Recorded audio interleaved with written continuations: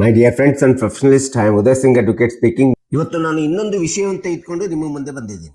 ನಾನು ಆಯ್ಕೆ ಮಾಡ್ಕೊಂಡಿರ್ತಕ್ಕಂಥ ವಿಷಯ ಅಂತಂದ್ರೆ suit for specific performance agreement to sell. ಈ ಒಂದು ವಿಷಯವನ್ನು ಆಯ್ಕೆ ಮಾಡ್ಕೊಂಡಿದ್ದೀನಿ. ಇತ್ತೀಚೆಗೆ ಸುಪ್ರೀಂ ಕೋರ್ಟ್ ಮಾರಾಟ ಒಪ್ಪಂದದ ನಿರ್ದಿಷ್ಟ ನೆರವೇರಿಕೆ ದಾವೆ ಬಗ್ಗೆ ಒಂದು ಮಹತ್ವಪೂರ್ಣವಾಗಿರ್ತಕ್ಕಂಥ ತೀರ್ಪನ್ನು ಕೊಟ್ಟಿದೆ. ಈ ಒಂದು ತೀರ್ಪಿನ ಬಗ್ಗೆ ನಾನು ಈ ವಿಡಿಯೋ ಮೂಲಕ ಒಂದಿಷ್ಟು ತಿಳಿಸ್ಲಿಕ್ಕೆ ಪ್ರಯತ್ನವನ್ನು ಮಾಡ್ತಾ ಇದ್ದೇನೆ.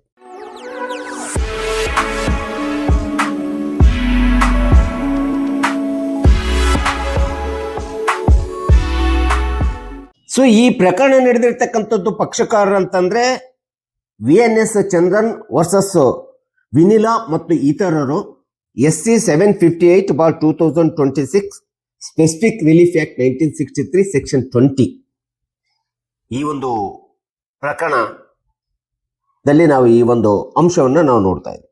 ಸೊ ಈ ಪ್ರಕರಣಕ್ಕೆ ಸಂಬಂಧಿಸಿದಂತೆ ಸರ್ವೋಚ್ಚ ನ್ಯಾಯಾಲಯ ತನ್ನದೇ ಆಗಿರ್ತಕ್ಕಂಥ ಒಂದು ಪ್ರಮುಖ ಅಂಶಗಳನ್ನ ತೀರ್ಪಿನಲ್ಲಿ ಹೇಳಿರ್ತಕ್ಕಂಥದ್ದು ನಾವಿಲ್ಲಿ ಪರಿಗಣಿಸಬೇಕಾಗುತ್ತೆ.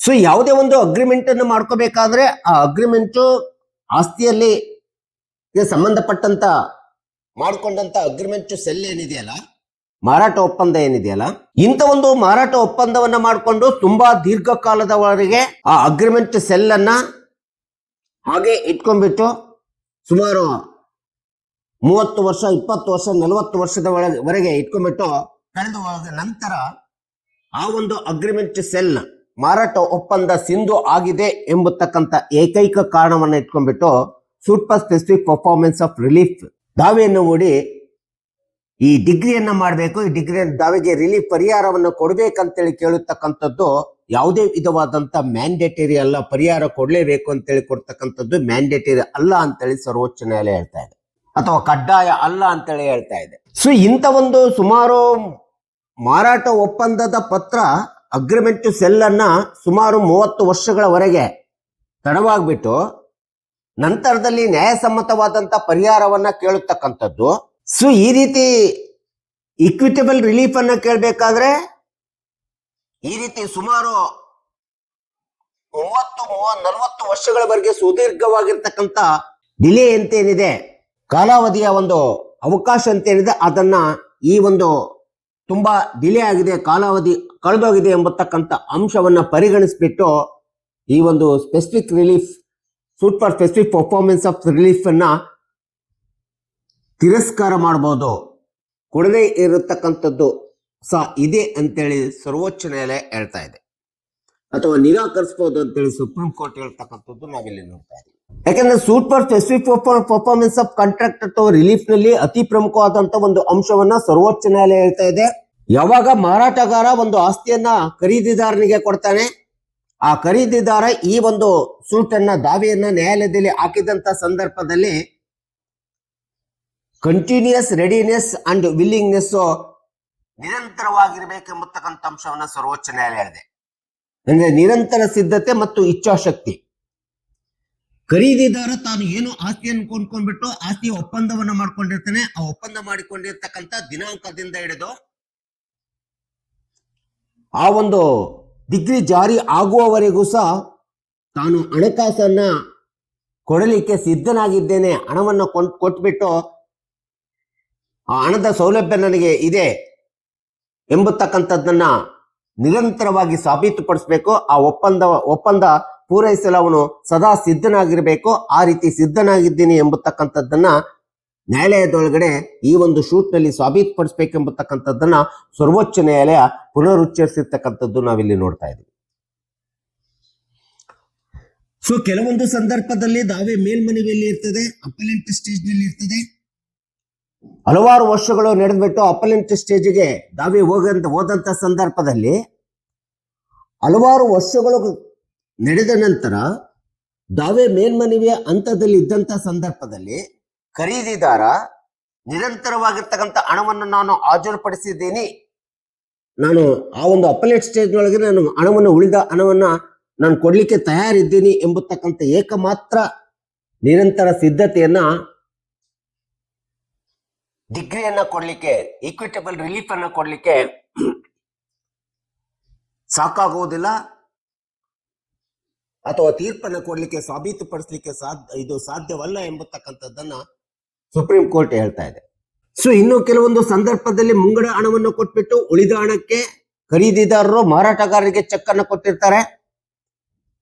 ಖರೀದಿದಾರ ನೀಡಿದಂತ ಚೆಕ್ಗಳು ಅಥವಾ ಚೆಕ್ ಎಂಬತಕ್ಕಂಥದ್ದು ಬ್ಯಾಂಕಿನ ಖಾತೆಯಲ್ಲಿ ಹಣವಿಲ್ಲ ಅಂತ ಹೇಳ್ಬಿಟ್ಟು ಡಿಸಾನರ್ ಆಫ್ ಚೆಕ್ ಆದಂತ ಸಂದರ್ಭದಲ್ಲಿ ಒಂದು ಕಡೆ ಈ ರೀತಿಯಾದಂತ ಕ್ರಿಮಿನಲ್ ಡಿಸಾನರ್ ಆಫ್ ಚೆಕ್ ಆಗ್ಬಿಟ್ಟು ದೂರು ಸಲ್ಲಿಸಿ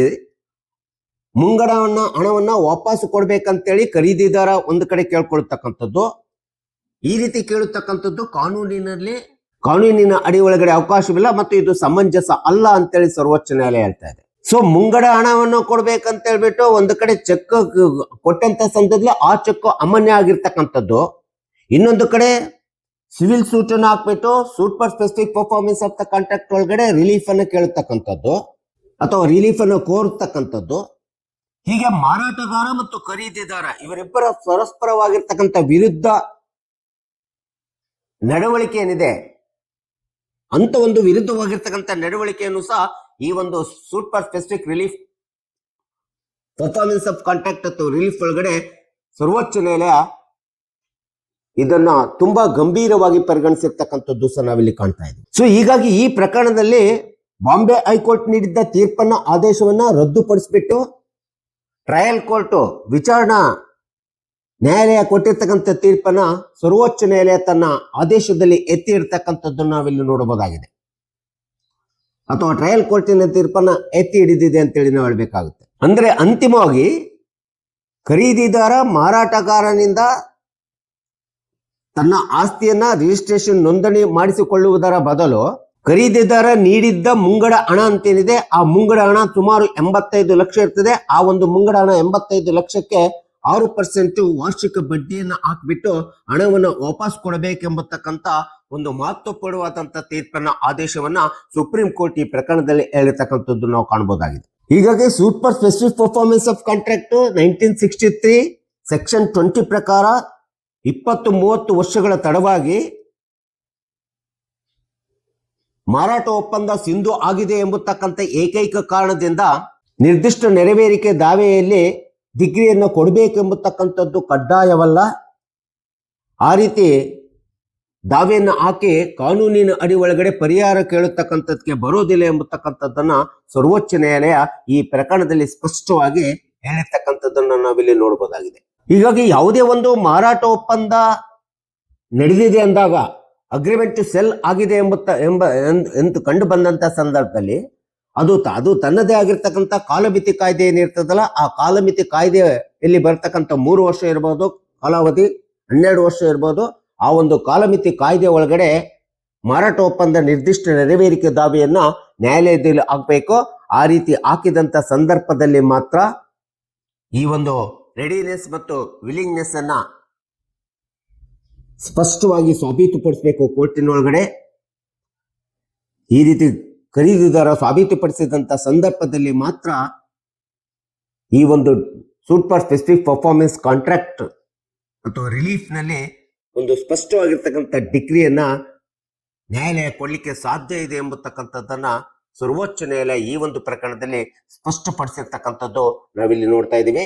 ಹೀಗಾಗಿ ಪಕ್ಷಕಾರರು, ಸಾರ್ವಜನಿಕರು ಈ ಒಂದು ಅಂಶವನ್ನ ಪರಿಗಣನೆಗೆ ತೆಗೆದುಕೊಂಡ್ಬಿಟ್ಟು ಈ ದಾವೆಯನ್ನು ಹಾಕ್ಬೇಕೆಂಬತಕ್ಕಂಥ ಹಿನ್ನೆಲೆಯನ್ನು ಇಟ್ಕೊಂಡು ನಾನು ಈ ವಿಡಿಯೋನ ಮಾಡಿದ್ದೀನಿ. ದಯವಿಟ್ಟು ನನ್ನ ವಿಡಿಯೋ ಇಷ್ಟ ಆಗಿದ್ರೆ ಶೇರ್ ಮಾಡಿ, ಲೈಕ್ ಮಾಡಿ, ಕಮೆಂಟ್ ಮಾಡಿ ಮತ್ತು ನನ್ನ ಚಾನೆಲ್ಗೆ ಇನ್ನೂ ಯಾರ್ಯಾರು ಸಬ್ಸ್ಕ್ರೈಬ್ ಆಗಿಲ್ಲ ನೀವೆಲ್ಲರೂ ಸಬ್ಸ್ಕ್ರೈಬ್ ಆಗಬೇಕಂತ ಕೇಳ್ಕೊಳ್ತಾ ಇವತ್ತಿನ ವಿಷಯಕ್ಕೆ ವಿರಾಮವನ್ನು ಹೇಳ್ತೀನಿ. ನಾನು ಇನ್ನೊಂದು ವಿಷಯವನ್ನು ತೆಗೆದುಕೊಂಡು ನಿಮ್ಮ ಮುಂದೆ ಬರ್ತೀನಿ. ಜೈ ಹಿಂದ್, ಜೈ ಕರ್ನಾಟಕ.